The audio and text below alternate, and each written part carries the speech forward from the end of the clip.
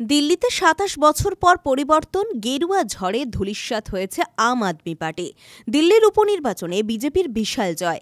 সেই জয়ের আনন্দে সারা রাজ্যের পাশাপাশি পূর্ব মেদিনীপুরের পাঁশকুড়াতেও আনন্দে মাতলেন বিজেপির কর্মী সমর্থকেরা। এদিন পাঁশকুড়ায় বিজেপির নেতৃত্ব সহ কর্মী সমর্থকেরা গেরুয়া আবির মেখে একে অপরকে লাড্ডু খাইয়ে মিষ্টিমুখ করিয়ে আনন্দ উৎসবে মাতলেন। পাশাপাশি পথচলতি মানুষদের হাতে তারা বিতরণ করলেন লাড্ডুও।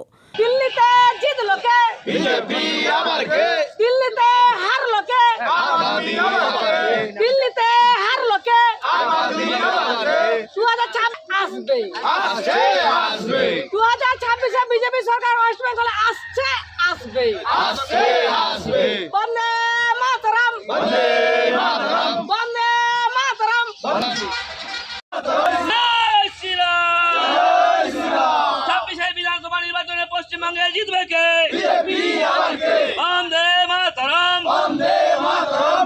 ওদিকে চিন্ময় মাস্টার একদম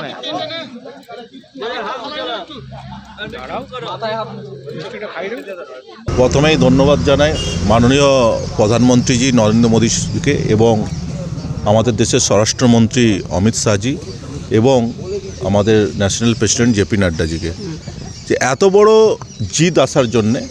আমরা যখন দিল্লি ঘোষণা হয়েছিল নির্বাচন, তখন সবাইয়ের আওয়াজ ছিল যে এবারে কেজরিওয়ালের সরকার যাচ্ছে, কিন্তু কিছু মিডিয়া চ্যানেল, কিছু এক্সিট পোল বলেছিল যে ঘুরে থার্ড টার্ম করবে, কিন্তু আমাদের কাছে যা ছিল এবং দিল্লির মানুষের যা আওয়াজ ছিল তাতে বিজেপি ক্ষমতায় আসবে এবং একক সংখ্যা গরিষ্ঠতা নিয়ে।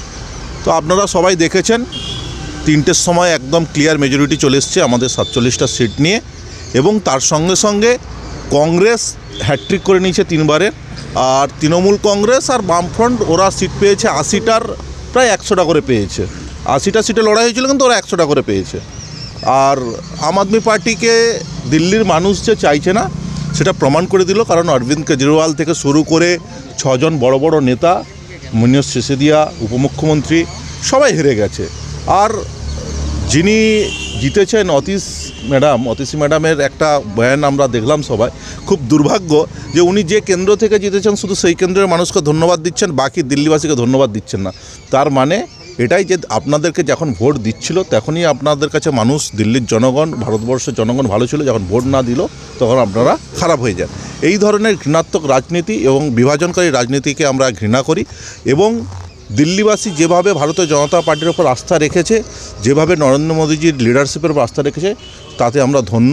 এবং আগামী দিনে পশ্চিমবঙ্গেও 2026 বিধানসভা নির্বাচন, আমরা 2026 200 সিট নয় 250-র ওপর সিট নিয়ে পশ্চিমবঙ্গে ক্ষমতায় আসব, এই আশা লক্ষ্য, এবং নরেন্দ্র মোদীজির লিডারশিপে আমরা পশ্চিমবঙ্গে ক্ষমতায় আসব, এটা আমাদের আশা এবং ভরসাও আছে।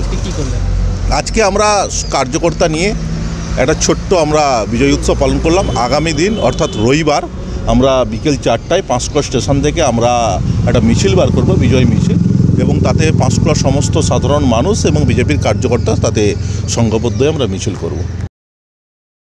রঞ্জন মাইতির রিপোর্ট, খবর BCBS।